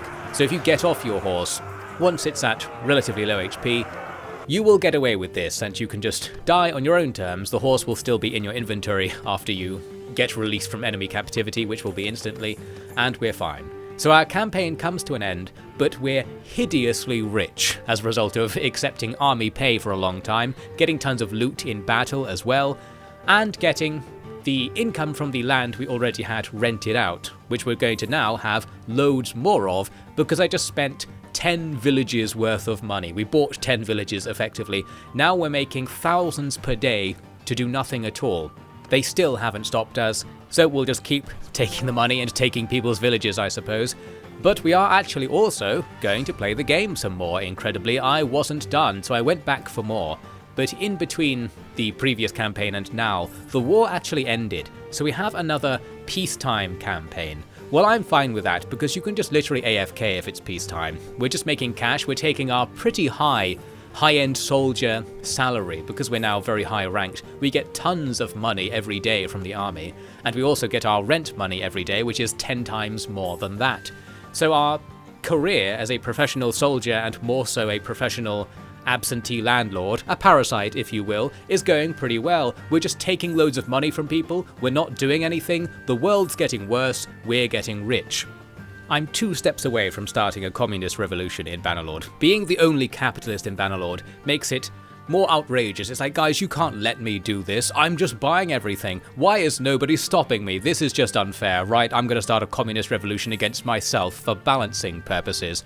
Basically, that agricultural estates mod is overpowered, as I said earlier, and we need a communist revolution to rebalance it. Vote for Devin for world dictator, who will find unbalanced mechanics in the world economy and will stage various revolutions, either communist or capitalist, to make them more balanced, in my own opinion. We just need a game designer to design the game that is real life, and we'll be fine. Therefore, by you watching this pointless game commentary rant, you're actually educating yourself in political philosophy, and you should feel like this is a good intellectual use of your time.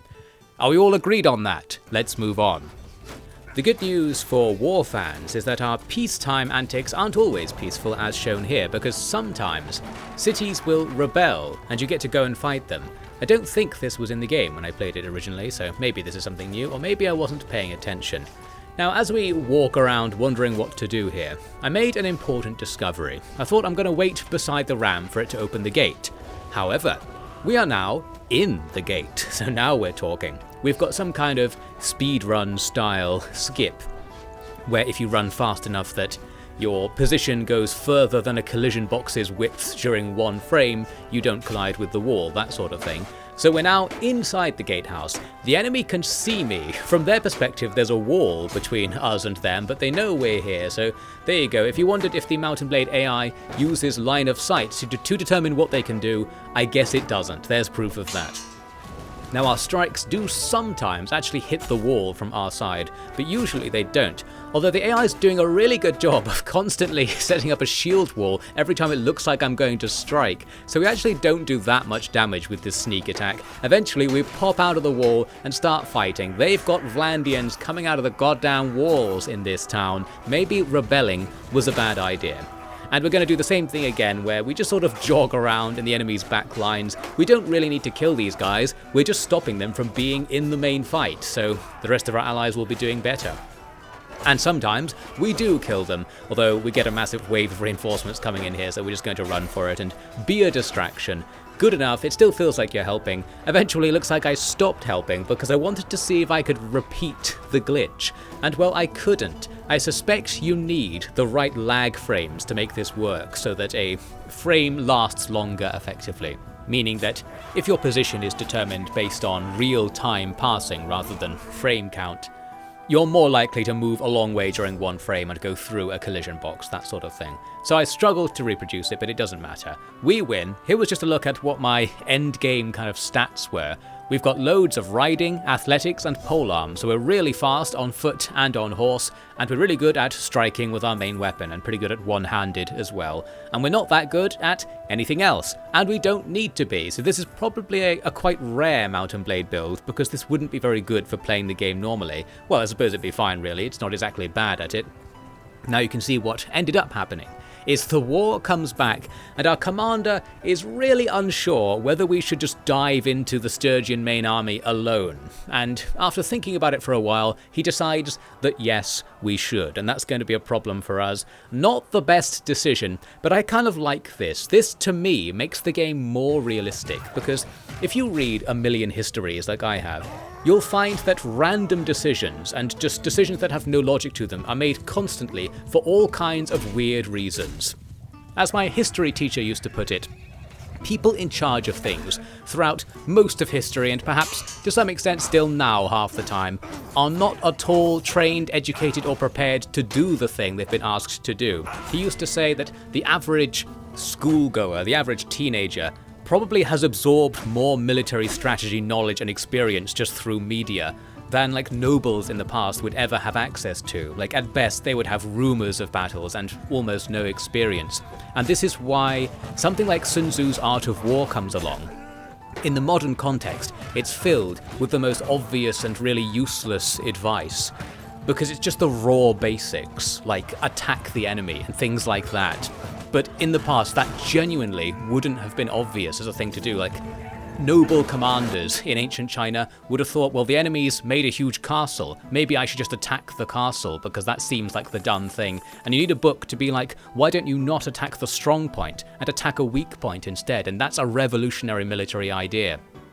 Well, anyway, I like it when the AI does things like charge into battle, attack the enemy's strong point, because yeah, these people don't know what they're doing, and they were probably drunk at the time as well. Things like that. There's all kinds of circumstances that can lead to any number of decisions being made. That's why I think the bad AI in Mount & Blade Bannerlord is good. Now, you can see that because we lost, I'm back out on my own. I thought I'll just sort of creep into a nearby village to sell off my inventory because I was weighed down by it. However, I was attacked by looters, decided to fight them, but totally forgot I had no health because I just lost a battle. So we actually lose. This was a dangerous situation because we're carrying tons of money and rare gear. The looters, if they want, could take that money and rare gear. However, we get away with this. What I thought would be the case was that my comeuppance would finally be here, in that I've been captured so many times and never been punished for it. I would finally be punished when my bank account was at its most. Well, we actually lose some stuff. We lose like the grain that was weighing me down, but we don't lose our expensive gear and over 100 grand in gold. That must be a huge cart we're pulling behind us with 100,000 gold pieces on it. Well, we're going to use that cart to buy more land. Cut to me after buying the land. We're back at war with Sturgia once again, and you might have seen we now have 500,000 in the bank even before the next battle of the next campaign. So essentially we have infinite money at this stage, and well, you can see what I'm trying to do. I heard a rumor, guys, that if you run into a wall really fast, you can go through it, and I'm determined to try it. I've got this memory that maybe I once did it before, but I think I might have been drunk at the time then as well. So who knows? I eventually give up on this plan and go for the more traditional plan of breaking the enemy gate. We then step aside and let somebody else go first, because I'm thinking I'm not going to get into the mess that's inside the gatehouse. But then I thought, well, I'm immortal and there's nothing else to do, so I guess I might as well get into the mess in the gatehouse. So I pushed my way all the way to the front and start hacking. It's just chaos in these little choke point fights, but if you keep doing an overhead slash, you'll eventually get a hit over somebody's shoulder, that sort of thing, and you gradually hack your way through. There are plenty of shields and stuff that will also block your attacks. Sometimes we kill, and I think there is a little bit of a mass mechanic going on in that we have more people kind of pushing at the enemy, so we're getting the fight further and further back and eventually out of the gatehouse. So we escape just as the enemy's next wave spawns. Well, I escape, I should say. So the fight goes on down there, but we can luxuriously climb up into the tower where the fights are nice and easy. This is another kind of realistic thing that I sometimes think about. Like, to be a famous warrior, first and foremost, you need to not die. So doing things like making it seem like you were an integral part of the fight, and then spending most of the fight doing something that's sort of easy but visible to your allies, is a great way to become a famous warrior. Another great way is to slaughter peasants, and if you saw the ground there were just piles and piles of dead peasants. We absolutely obliterated a force that was way weaker than us. We are the true heroes once again. And here I am utilizing that speed up thing. It's one of these cases where I just keep thinking, imagine playing the game without the ability to fast forward the part you can't be bothered to do. It would just be so much worse. And then you remember, that is what the game is like. You're not supposed to be able to do this. I'm having more fun than I'm supposed to. I'm a bad reviewer, a bad commentator in that respect, I suppose. Well, anyway, can somebody insult the developers for me? They messed up, but it's not shown here. I'm having more fun than I'm supposed to. Now, the war devolved at this point because we've taken most of Sturgia's land, but our guys just didn't want to finish them off, so we go into this endless chase where the armies are going around Sturgia's territory looking for the little stubs of parties that are gradually respawning all over the place. And we spend ages just chasing them down. We're slower than them, but this is kind of the Mount & Blade experience. Like, even in normal gameplay, you'd spend a lot of time just chasing things for days and days, trying to force engagements. Eventually, once our army's broken up, we get this engagement, which isn't so one-sided. I'm skipping over here about 1 million auto-resolves against like 20 recruits or something like that. We get this nice atmospheric battle where we have our cav line charging uphill against the enemy's shield line. Seems like a bad idea, but still a cool thing to try. Well, I myself, we're going off onto the flank. We immediately kill, quote-unquote, half the enemy's cavalry because they only had 2 guys there. I tried to take out their commander here, but he hits me with an arrow just as I went in, and that uncouches your lance, I believe, for whatever reason, so we failed there. it doesn't matter at all. Now it's time for a general slaughter. I think I should have stayed with the cav and charged up the hill with them, because that would have been cooler. At this stage, we're not thinking about military strategy, we're not thinking about survival, we're thinking about getting some cool scenes, because that's what this game is good at. Look at the chaos happening all over the place.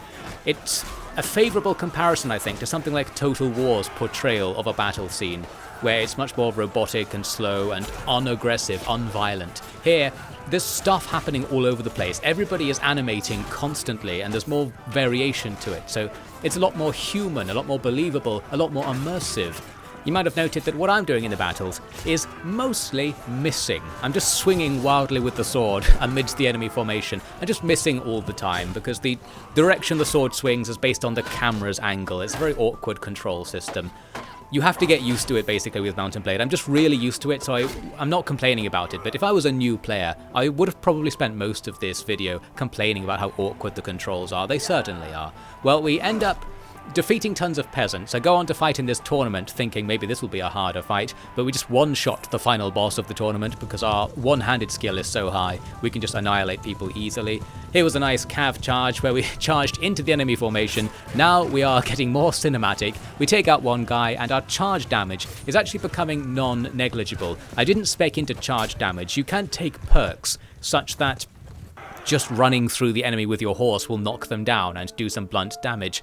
It's the kind of thing that makes me think, I like that idea, but I'd also want a mod so that I'm riding an elephant or something to make that mechanic more fun and make a build based around that idea. Well, all that aside, here's what happened eventually. We fought a million small parties and no progress was being made in the war because we just didn't attack their final settlements. However, our commander says that the king wants to make me a lord and I should just leave and go and become a lord.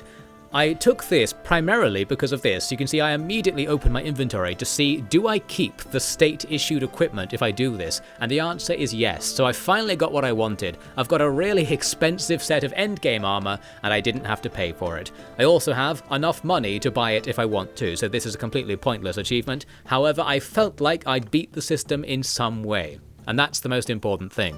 And this is going to be essentially the end of this campaign, because I decided to take up our king's offer, go and find him, and try to become a lord. But becoming a lord will eject me back into the main game. You can't go into the service soldier part of the game if you are a lord, or if you're over a certain clan rank, I believe as well. It doesn't let you ask to be a soldier.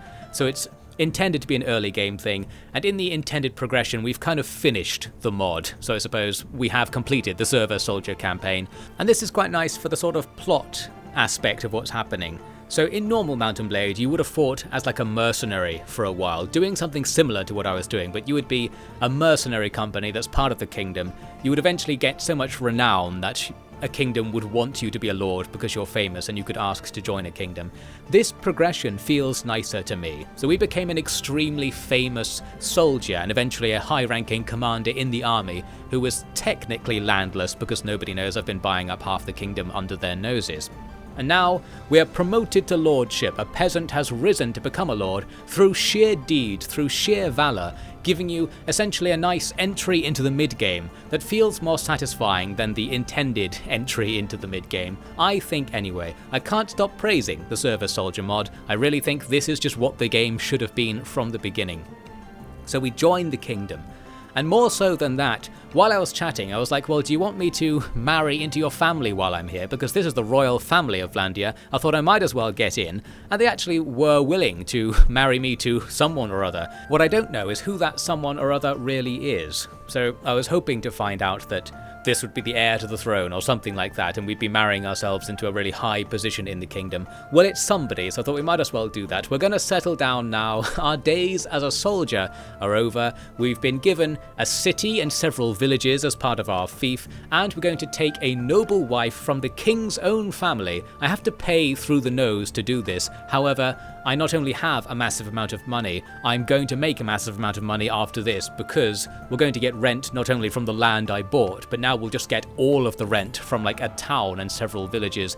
So we're no longer the only capitalist, we are one of the many feudalists. We just also own more than we probably should because we've bought land outside of our assigned fiefs.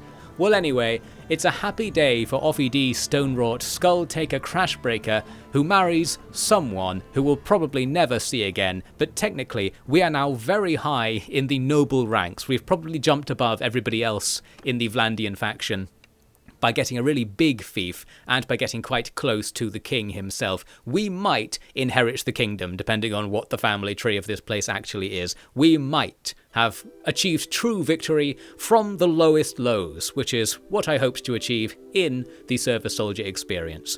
Here's a little look at the final map of the war. I wasn't really focusing on what was going on, but basically, we were slaughtering them, but we stopped and we didn't slaughter them enough. Looks like we didn't actually go to the top left as well. We never went over there in our campaigns. Maybe the Sturgians weren't spawning there or something. There was a bit right next to our territory that we never paid any attention to. Anyway, here's our territory now. We have this gigantic castle and several villages in such a nice spot as well. It's like right in the corner of the map. So safe feeling, so easy to defend. Well, I felt like this was a great start to the rest of Mount and Blade, but more than that, it's a great end to my campaign in Mount and Blade. Very nice. Everything worked great except for the fact that the first time I tried to play this campaign it crashed constantly, the mod is unsupported, the game takes absolutely ages to load if you don't put it on an SSD, and it has to load quite frequently.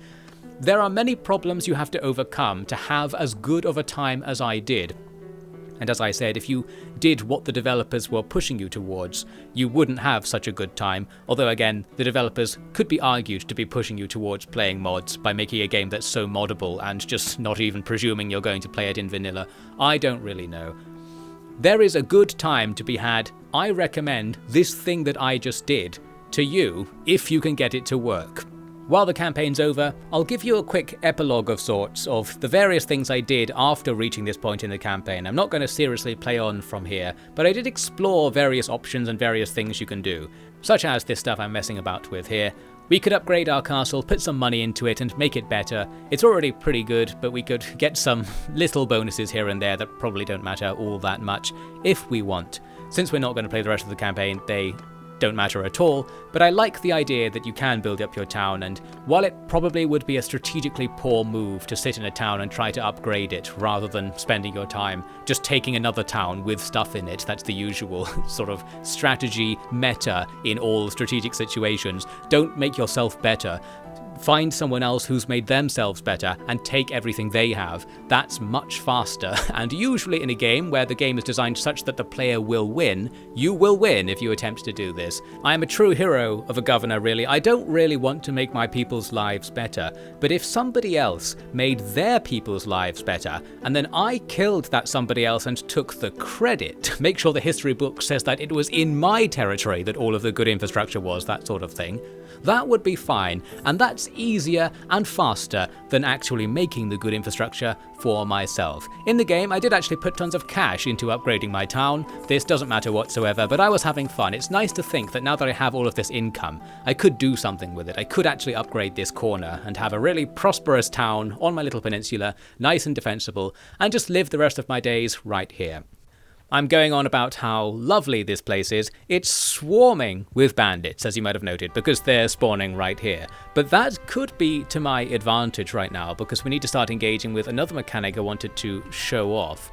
This is part of the agricultural estates mod, the other big mod that I'm secretly showcasing in this video, where you can see that as well as buying land in the top left, you can do some other stuff, and I was just doing some other stuff there. You can buy useless land and then pay to gradually convert your useless land to useful land. So you can de facto make the estate bigger, make the village bigger by developing it outwards for cash. It takes a long time and it's extremely expensive, and you don't really need to do it either because you could just buy developed land in another village. But it's something, so we started doing that. I then also went and did the hideout attack mission thing, where you have these mini battles against the bandit bases to remove them.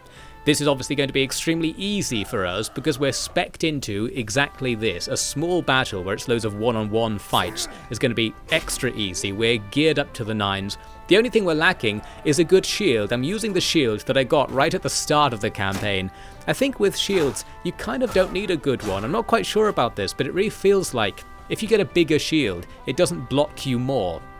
So as long as your shield is held up, stuff will be considered blocked by it, whether it's actually physically blocking it or not.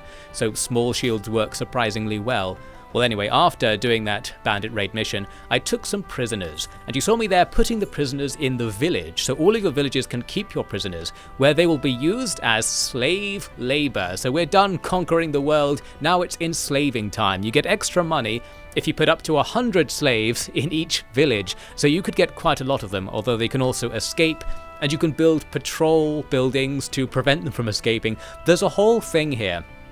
It really implies to me that this mod might work better if you only had one village, because there's way more stuff you can do with every village than you need to, and it feels like you should only be allowed to do this to one village, or to only villages in your own fief, or something like that, because you'll make so much money if you just buy up the generic land in all of the villages. You never need to worry about any of the mod's other features, so they're kind of a waste there.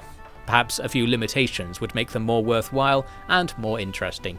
Well, now we're going to do something a little bit radical. I'm going to talk to my wife. I decided to go into my castle and check it out. Here's Ellis, the royal family member we're married to. Well, she's a right piece of work. I enjoy her general appearance, outfit, and strange stance on the throne. I think that if we were to judge this book by its cover, I would guess that Ellis is going to be a wild, deranged style ruler, which might be very appropriate for the time. I'm guessing that as a feudal noble, your job is essentially to act as a judge in cases of things and make decisions to overrule people on things. Well, the way she's staring at me with that weird grimace, I'm judging her, that's for sure. Well, we end up having a quick chat, and I said something like, "Do you want to play a game of some game name?" And we walk off. I really like, by the way, the castle. This whole building and whole room is so cool. It's so tangential. You never need to come in here to play the game. Well, you do need to come in here to play this game, actually. So let's take a look at, well, whatever this is. Some sort of local in-universe board game. Well, not even a board, a piece of paper by the looks of things. It's something to do with moving the pieces back and forward. You're trying to get the empty square to be among your own colour or something like that. So the empty piece has two of your pieces on either side. It's something like that. At the time I was just kind of clicking on it because I just didn't understand what was happening. We got absolutely obliterated by Ellis in whatever that was, and I suppose that's a shame. I don't know if you can bet money on it or something, or there's actually some gameplay purpose to this. And then Ellis is sort of weirdly staring at us around the door frame there, and well, I just don't like this one bit. So I can imagine that my character really hates the fact they've become a lord, because we don't get to go out on campaign and fight in these big wars anymore. We're sitting in this weird room playing a weird board game with my weird wife, having to dress in robes. And I liked this as well. There's this huge tapestry on the wall of a battle scene, and I feel like my guy would be staring at this and remembering the good old days in this situation when that used to be me. But yes, the interior of the castles, it's just really impressive. It's almost a waste. It's so detailed. The game doesn't use this for very much. Maybe, if you're really lucky, you'd get to have a fight in this castle at some point, but I suppose that's incredibly unlikely. Here, I talked to somebody random in my hall, and they were like, "I've never heard of you." So our fame is not sufficient that the people living in the castle we own have any idea who we are. I don't know what's going on with that. Obviously that's just the game's NPC interactions being janky. Well, eventually I hired some troops and left, because now we could actually just play the game normally. We're now just a minor lord in the army of our faction, so we go back to war same as we were before. We're just not one soldier anymore. We have a squad that we have to command that's coming around with us. I was here actually checking to see if I could somehow become a soldier, and then ended up in the barter menu. But yes, the mod is disabled after you reach a certain level of renown and rank, I believe. So it's over. But we can do this. We're still in the army, same as before. We're now just a major part of the army. There's less stuff on the left, so it's sort of mechanically simpler than before. And while we have more to do in that we have troops to command, I don't really want to command them. I don't like managing the troops. They're not very interesting to me. I'm fine with letting the army be controlled by the AI entirely. And also there's this. After battles, you have to manage the prisoners and the inventory stuff. And I just feel like I want this automated. I just want the inventory stuff to take the most valuable things and swap out less valuable things from my inventory, and I want to take as many prisoners as possible and swap out less valuable prisoners for more valuable prisoners. These are really simple things where, like, there is a correct way to do it. You'll never not want to do it the correct way, so it should just automatically do that for you. That's the sort of quality of life thing I'd like. I remember when I used to play the original Mount & Blade, it was exactly like this, the exact same problem, exact same systems really.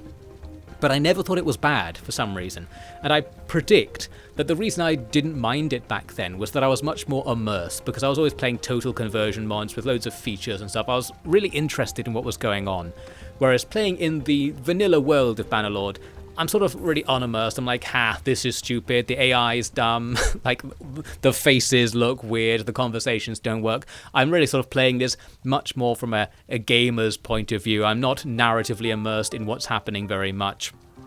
So that makes me care less about everything and be less tolerant of quality of life issues.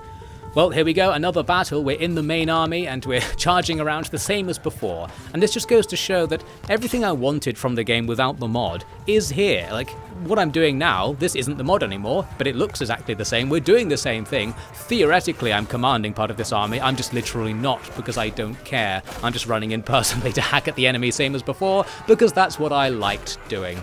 It's nice that I have the option, but I suppose I just don't want the option in this case.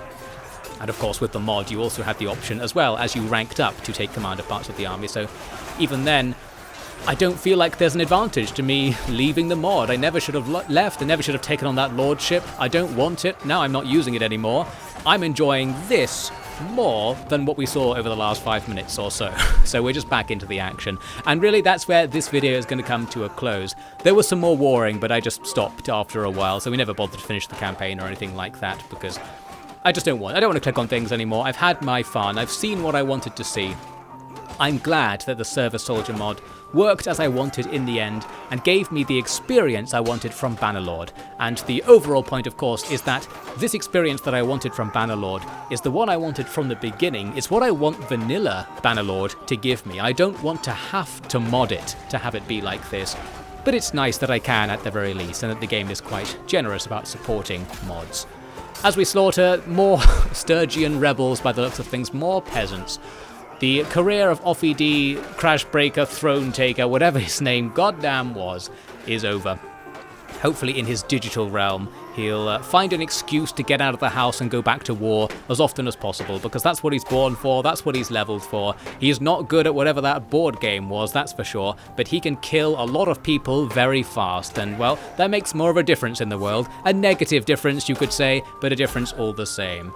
Well, let's get out of here. Thank you for watching this commentary. I recommend this mod. What I wanted this campaign to be originally was a playthrough of an overhaul mod, but there aren't really any in the same way that there are for the original Mount & Blade, because that's what I like about Mount & Blade, that you can change it to not be Mount & Blade, because I've probably very briefly played the normal Mount & Blade campaign. I just don't think it's that interesting. I don't like the unique fantasy world they've made. I say unique, a unique fantasy world that's basically the same as real life, to the point where you might as well have made it real life. You can do more with that. Who knows? What I'd like to see is more overhaul mods, or some overhaul mods to exist for Bannerlord, to convert it to something else. Obviously that's much more difficult because it's in a different engine. Like the original Mount & Blade is basically programmed using .txt files. It's the most like somehow functional game I've ever seen. Actually no, that's a lie, because the XCOM remakes are also programmed using tons of txt files and long lists of like CSVs that are really easy to mod and edit. I imagine Bannerlord's much harder to mod, and of course the higher graphical quality means you're going to need much more experienced, talented and patient people willing to put in more work to make an overhaul mod. So to some extent the thing I want is unlikely to ever exist. I was hoping it might be there because I'd let the mod scene lie for a couple of years without looking at it, and then I looked back to see that where I hoped it was going, looks like it didn't, and it probably won't, because, as I said, it's going to be really hard for that to happen. I acknowledge that fully. Whatever. It seems some fun was had, a legendary comment to make in an off-ED video.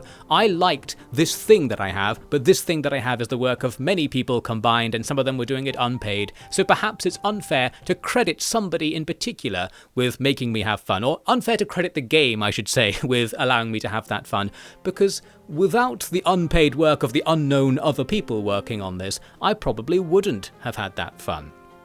Such is the world of mods. And let's actually stop the video, since I've claimed I'm going to stop enough times already.